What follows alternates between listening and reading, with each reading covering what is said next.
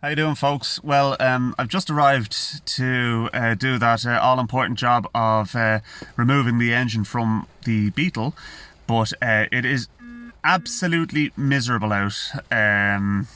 Classic Irish weather. Fortunately enough, the job is being done inside in a shed, so we are actually going to press on.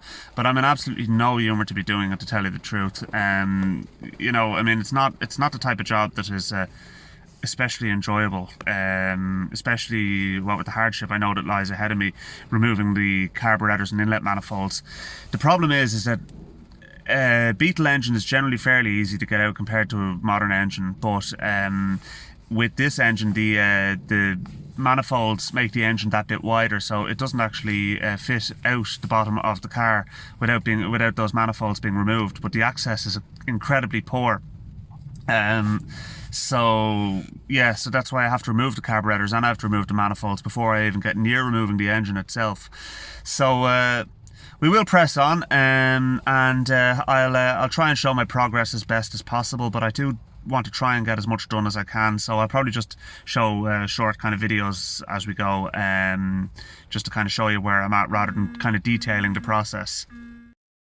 Well, folks, I walked into the garage and the hard work is already done, so I am eternally grateful to the lads for doing this for me and saving me the hardship.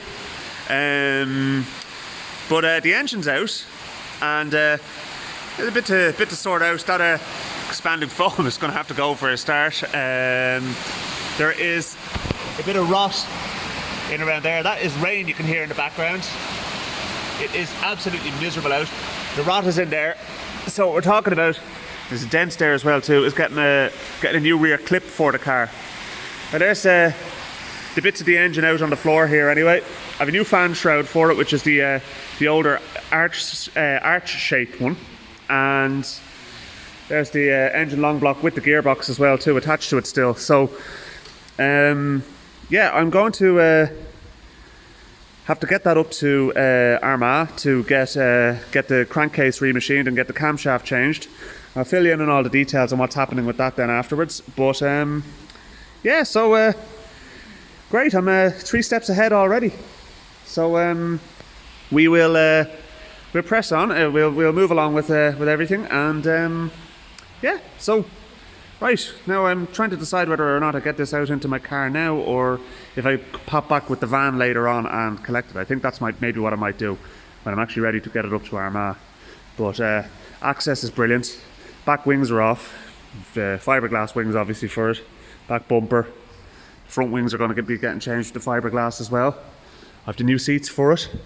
Those seats, I got them retrimmed, but they're golf seats and they're not comfortable. And I have a brake servo as well to put into it.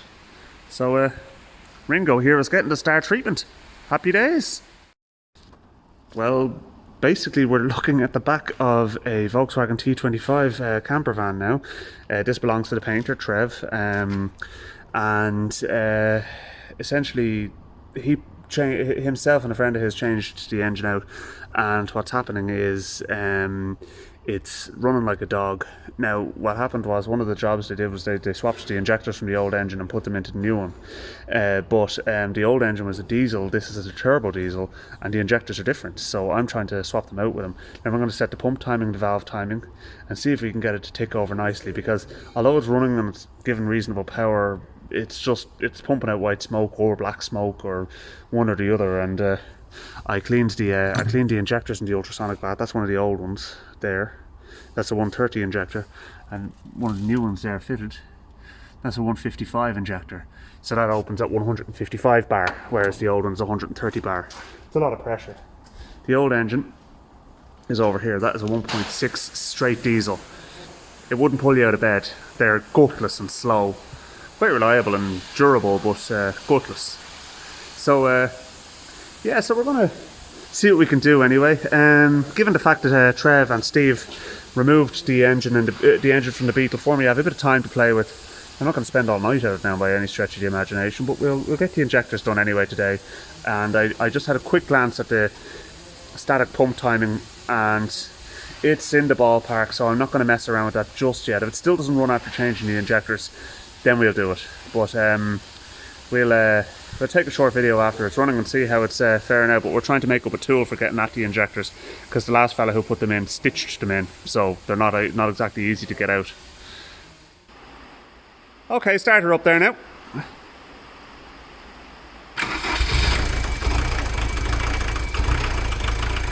Okay.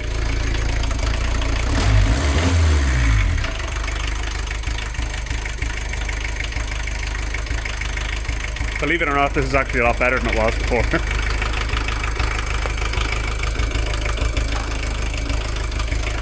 Okay, come here for a sec, Trev. Do you want to hold the camera there for a sec? We'll have a go now and see if we can get that.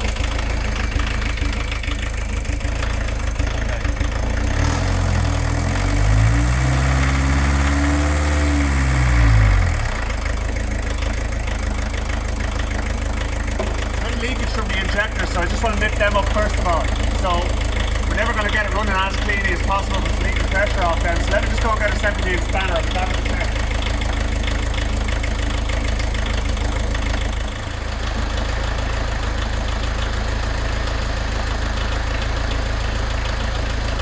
Every drawer, I go through every drawer and finally the one that gets into the spanner card.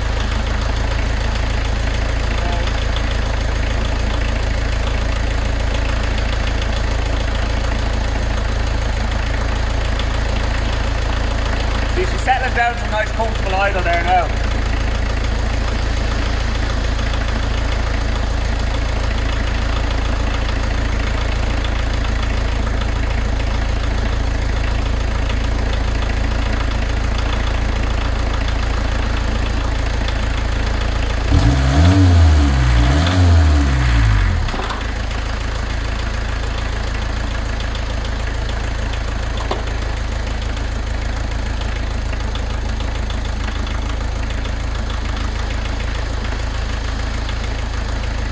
Turn it off there. It's very close to the nut is very close to the solenoid, so I'll end up shorting the bloody thing out.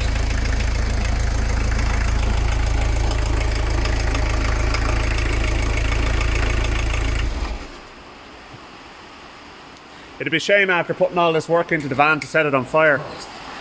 Okay,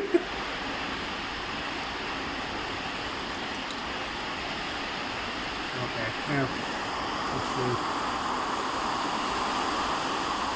As I said, I don't know how far, how much extra welly your man gave this,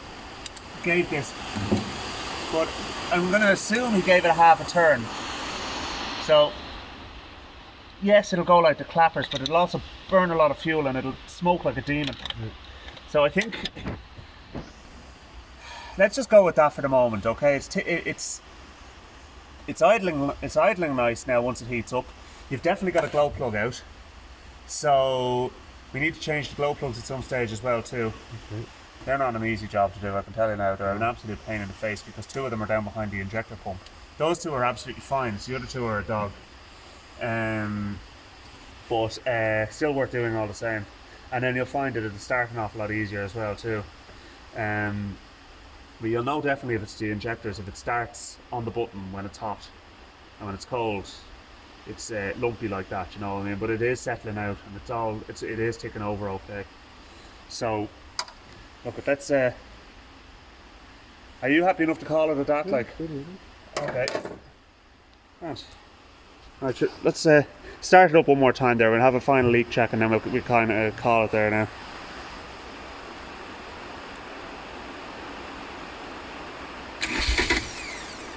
Up.